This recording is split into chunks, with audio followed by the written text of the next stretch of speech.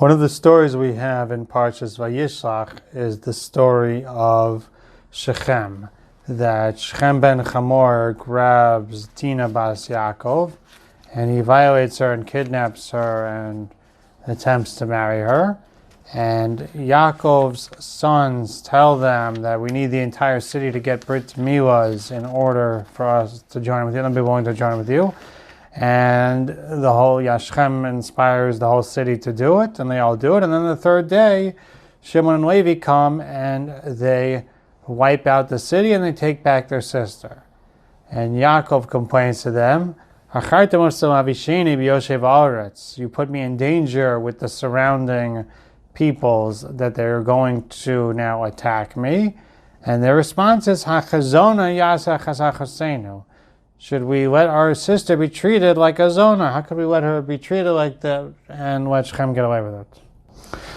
We find later in Parshas Vayechi, when Yaakov is giving the Berachos, that he's very upset at Shimon and Levi about this, and they don't really receive Berachos because of this story. And he splits them apart, and in fact he tells them that Our apam kiyaz, he's upset at them for their anger and cursed is it. I'll divide them up among Yaakov and I'll scatter them among Yisrael, that they didn't receive their own territories. And in fact, they were punished forevermore that Shimon, and Shevet Levi did not have their own space in Eretz Yisrael. Levi got scattered, and Levi and Shimon, they both got scattered portions throughout the portions of the other tribes. So Yaakov, in fact, is very upset at them, and he gives them this horror at a later point. So the Ramban deals with the question, both here and over there, that it would seem that Yaakov was in on this, because the brothers all answer b'mirma, and they say, we need you to get bris milah. So it seems that he knew about their plan to trick them.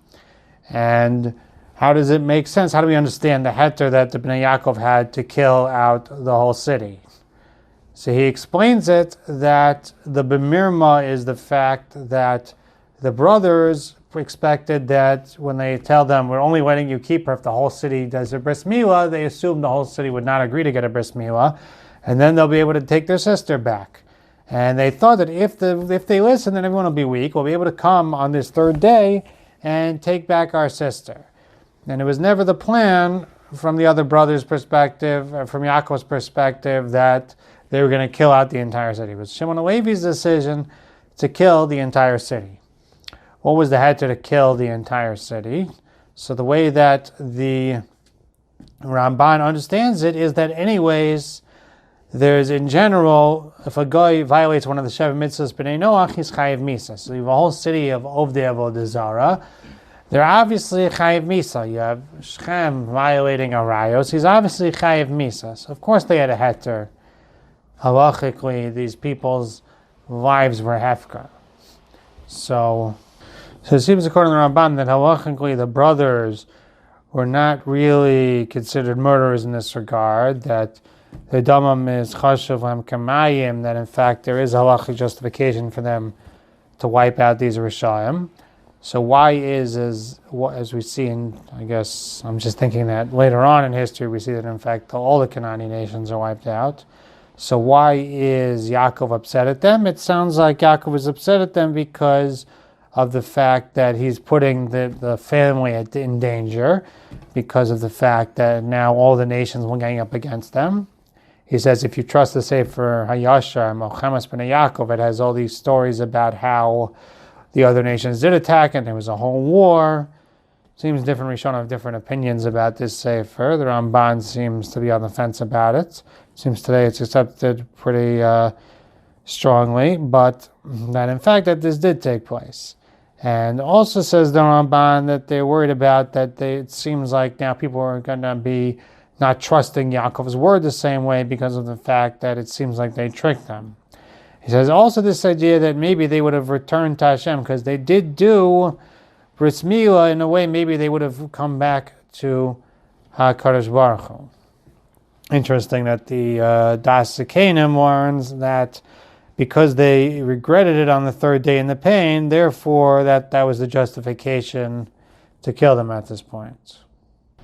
So we see a basic lesson here. We see that the brothers, Shimon and Levi, they had a very strong calculation that they wanted to show all the nations that such a thing cannot be done to their sister, and they wanted to take vengeance upon them, and they were going with Shem Shemayim, and at the same time, Yaakov feels that they've done something wrong here, and he's very harsh with them. In fact, he curses them and punishes them that they're going to be scattered, and they're not going to have this, because of their anger, and they're not going to have a set portions in Eretz Yisrael the same as the other tribes. It just underscores a basic concept in Moser that just because we want to do the Ratzon Hashem doesn't mean we don't have to be very careful in what we're doing, and that even when we're with Shem Shemayim, we could still be punished severely if we misstep, and it's something we have to have the proper hadracha, we have to have the proper shikol hadas about things. I'd like to share with you an interesting point of Yaakov Kamenetsky it's brought down in the Sefer Emes LeYaakov, that when we look at this punishment of Acham Ken B'Yaakov Yitzim Yisrael, that I'll scatter them, it's more than just a midah keneged midah, that he's afraid that they could join together in the future and cause harm and attack again. He says, Rashi brings from Chazal that part of the Gezerah here was that Shimon and Levi, that they should, says this, so from the Mamnik Tinokos, who went from city to city to make Parnasa, to teach Torah, that they came from Shimon and Levi. Seems like it's an idea that they'll be the poor ones who have to run around teaching from city to city, that they come from Shimon and from Levi. Yaakov says that Yaakov Avinu saw that they had this certain sensitivity of Yikan Kazoni Yasach Zachosenu. You see that they're willing to give everything and fight for the cover of their sister. That there's a certain, and all the brothers, they felt the pain of Din, and they're very upset about this. But you see that Shimon and Levi felt the tsar to the next level, and therefore they're willing to go, and they're willing to fight and wipe out the entire city to avenge what was done to their sister. So Yaakov Avinu sees this kanos and he respects it, and that's why part of his decree upon them is that they should actually be people running around spreading Torah throughout Klal Yisrael. Is that they should have that role because of the fact that they have this sensitivity and they have this feeling for the Jewish people. He makes the point in a different piece that in Vayechi that Yoshevet Levi sat and learned Torah in Mitzrayim, and therefore they had it properly guided, and that's how come they're always the ones who are fighting, Mila Hashem Elai, who are the ones fighting in different stories in the Midbar to uphold the honor of HaKadosh Baruch Hu against the other Shematim. And Shimon maybe had it misguided, and it's maybe an explanation of the kanos of Zimri ben Salu in the story in Pinchas, where to protect the Jewish people, they go and do a terrible Aveil, which had terrible repercussions for the rest of Jewish history. So we see again that what they did wrong is coming from a sensitivity and a caring for their fellow Jewish brothers. And it's a very important midah. Yaakov recognized the value and the beauty of the midah, and at the same time, they had to be so careful to properly guide it. It's part of why Yaakov decrees they shouldn't be together. They should be somewhat scattered to help them properly use the midah. Maybe we learn to take the midas that Hashem gives us and use them on Tov and have them properly guided. Wishing you a wonderful Shabbos.